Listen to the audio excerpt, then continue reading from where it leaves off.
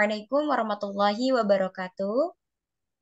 Waalaikumsalam Waalaikumsalam. warahmatullahi wabarakatuh. Alhamdulillahirabbil alamin wa bihi nasta'in ala umuri dunya waddin. Wassalatu wassalamu ala asyrafil anbiya'i wal mursalin wa ala alihi wa sahbihi ajma'in. Amma ba'du. Pertama-tama marilah kita panjatkan puji dan syukur kehadirat Allah Subhanahu wa taala yang mana telah memberikan kita nikmat sehingga pada hari ini kita masih bisa melaksanakan perkuliahan walaupun secara daring gitu. Salawat beserta salam semoga tetap tercurah limpahkan pada junjungan kita Habibana wa Nabiyana Muhammad Sallallahu Alaihi Wasallam, pada Sallallahu alaihi wasallam. keluarganya, para sahabatnya, para tabiin dan tabiat, dan tak lupa kepada kita selaku umatnya yang insya Allah taat dan patuh pada ajarannya hingga akhir zaman. Amin, amin ya. Yang sama-sama kami Amin. hormati Bapak Profesor Dr. Haji M. Ali Ramdhani STP, MT, MT, dan juga Ibu Elis Ratnawulan SSI MT Amle yang kami cintai dan kami banggakan pula teman-teman seperjuangan kelas pasca sarjana PAIA non reguler. Baik, sebelumnya kami dari kelompok 5 akan mempresentasikan laporan praktikum 3 mengenai analisis nilai PH siswa sebelum dan sesudah menerapkan model pembelajaran discovery learning. Nah, untuk itu sebelumnya mari kita sama-sama membaca basmalah demi kelancaran diskusi hari ini. Basmalah dimulai. Bismillahirrahmanirrahim. Bismillahirrahmanirrahim. Baik, sebelumnya perkenalkan terlebih dahulu, kami kelompok 5 yang beranggotakan 3 orang. Pertama, saya sendiri, Ade Andriani, dengan NIM 22300400032 sebagai moderator. Kemudian yang kedua, ada Pak Atang Suharna dengan NIM 22300400043. Dan yang terakhir, ada Ibu Cucu Komaria dengan NIM 22300400045. Baik, langsung saja. Slide berikutnya terkait latar belakang, di mana pembuatan praktikum ini dilatar belakangi oleh PAI, di mana di tingkat SD ini mempunyai andil yang sangat besar dalam mewujudkan tujuan pendidikan nasional, seperti yang tertuang dalam Undang-Undang Republik Indonesia Nomor 20 Tahun 2003 Bab 2 Pasal 3 tentang Sisdiknas.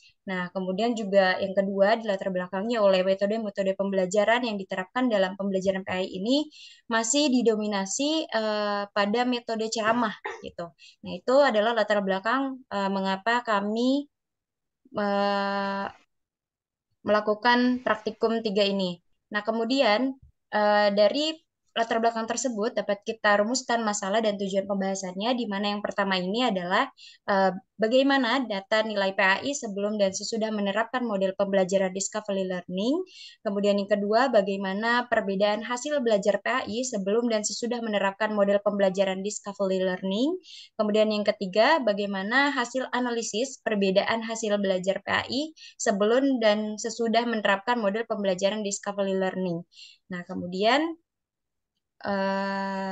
materi berikutnya akan disampaikan oleh rekan saya, Bu Cucu Komaria. Kepadanya saya silakan. Ya, terima kasih TAD. Izin Bu dosen untuk menyampaikan eh, presentasi praktikum 3 kelompok 5. Data nilai PAI sebelum dan sesudah menerapkan model pembelajaran discovery learning. Data nilai ulangan harian PAI siswa kelas 5 sebelum dan sesudah menggunakan model pembelajaran discovery learning. Yaitu yang pertama, Abdul K sebelumnya 70, kemudian setelah menggunakan pembelajaran discovery learning menjadi 87, kemudian Agus K 82 sebelumnya, sesudahnya menjadi 85, Ayat 83 menjadi 88 dan seterusnya. Bisa dilihat dari daftar nilai yang tertera di slide ini. Untuk selanjutnya, TAD.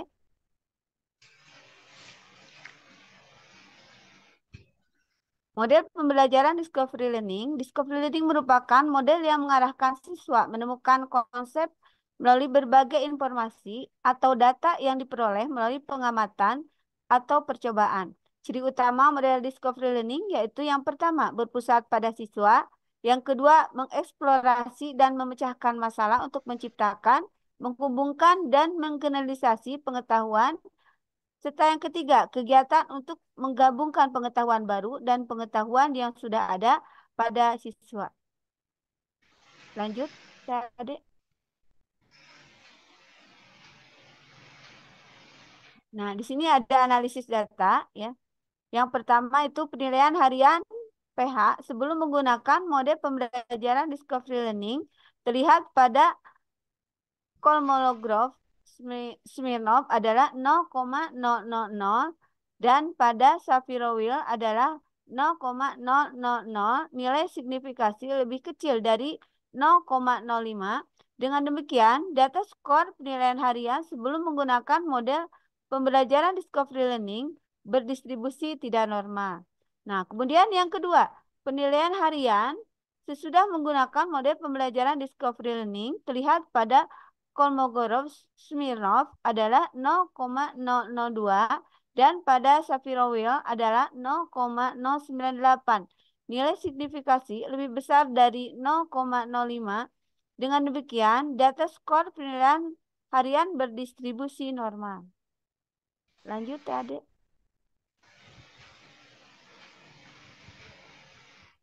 Nah, untuk selanjutnya bisa dilihat pada diagram normal QQ plus skor siswa di pembelajaran sebelum menggunakan model pembelajaran discovery learning terlihat data titik-titik. Nah, ini bisa dilihat ya titik-titik yang merapat ke garis itu menyebar di sekitar garis diagonal dan banyak titik yang jauh dari garis maka data tersebut berdistribusi tidak normal. Ini ada beberapa titik yang menjauh dari garis diagonal ini. Ya. Lanjut ya, Adik. Nah, di sini bisa terlihat dengan jelas ya. Pada diagram diagonal QQ plus skor siswa di pembelajaran sesudah menggunakan model pembelajaran discovery learning terlihat pada titik-titik menyebar di sekitar garis diagonal hanya 2 titik. Nah, ini hanya 2 titik ya yang di ujung, yang di ujung. Yang agak jauh dari garis, maka data tersebut berdistribusi normal. Lanjut ya, Adik. Nah, terlihat ringkasan statistik dari kedua sampel untuk skor sebelum dan sesudah penerapan model pembelajaran discovery learning. Untuk skor sebelum diterapkan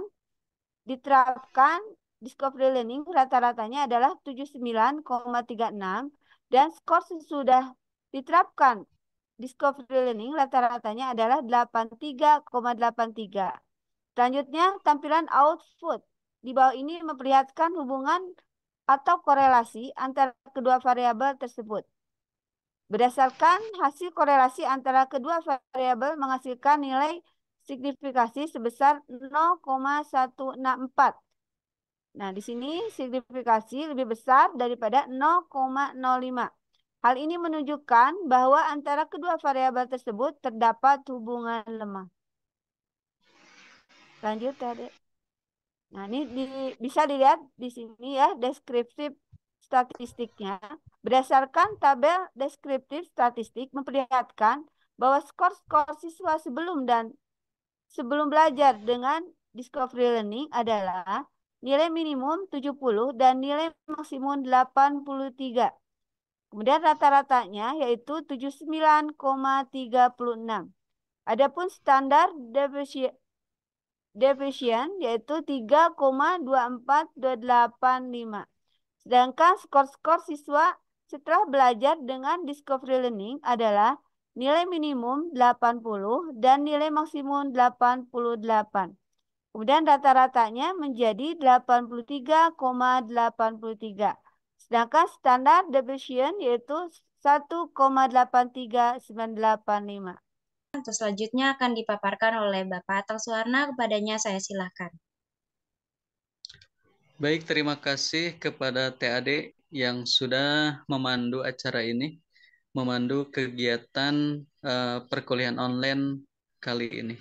Mohon izin Ibu dosen untuk melanjutkan presentasinya. Di slide yang sudah tampil ini terpampang secara jelas, yaitu histogram. Berdasarkan histogram di atas, dapat diketahui bahwa nilai PAI sebelum menggunakan model pembelajaran discovery learning memiliki data distribusi juling negatif. Hal ini menandakan bahwa rata-rata lebih kecil dari median, median lebih kecil dari modus, atau mean lebih kecil dari median, dan median lebih kecil dari modus. Next. Nah, sedangkan berdasarkan histogram di atas dapat diketahui bahwa setelah pembelajaran menerapkan discovery learning, nilai PAI sudah menggunakan model pembelajaran discovery learning memiliki data distribusi juling positif.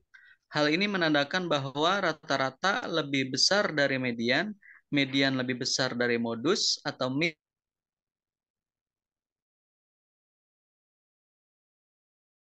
Yang pertama, penilaian harian sebelum menggunakan model pembelajaran discovery learning. Berdasarkan nilai probabilitas atau nilai signifikasi, maka HO ditolak karena nilai signifikasi penilaian harian yaitu 0,000.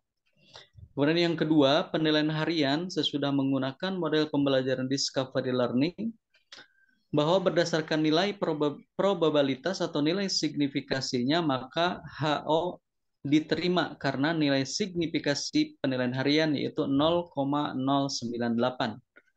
Hipotesisnya adalah sebagai berikut. HO itu rata-rata penilaian harian sebelum menggunakan model pembelajaran discovery learning tidak lebih dari 75 atau rata-rata kurang dari atau sama dengan 75.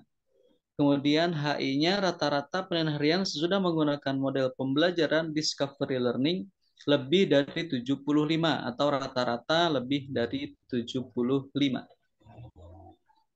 Next.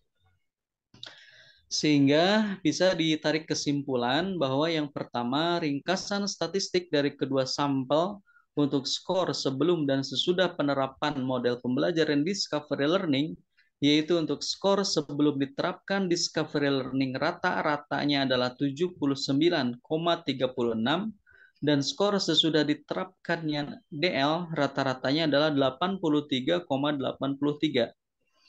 Berdasarkan hasil korelasi antara kedua variabel menghasilkan nilai signifikasi sebesar 0,164 atau signifikasi lebih besar dari 0,05. Hal ini menunjukkan bahwa antara kedua variabel tersebut terdapat hubungan yang lemah.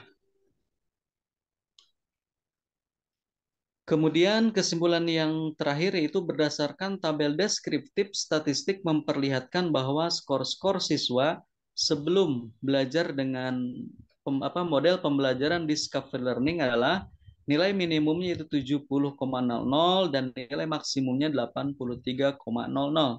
Rata-ratanya yaitu 79,36, standar deviation-nya itu 3,24285.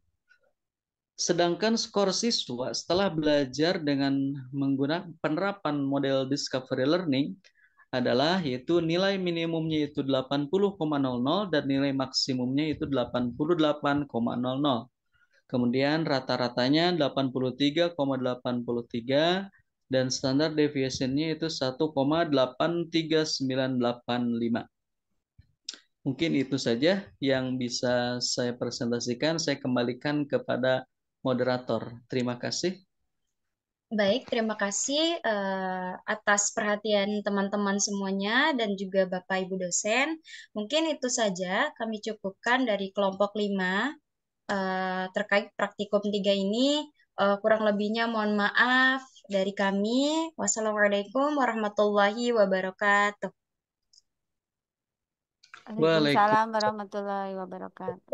Waalaikumsalam.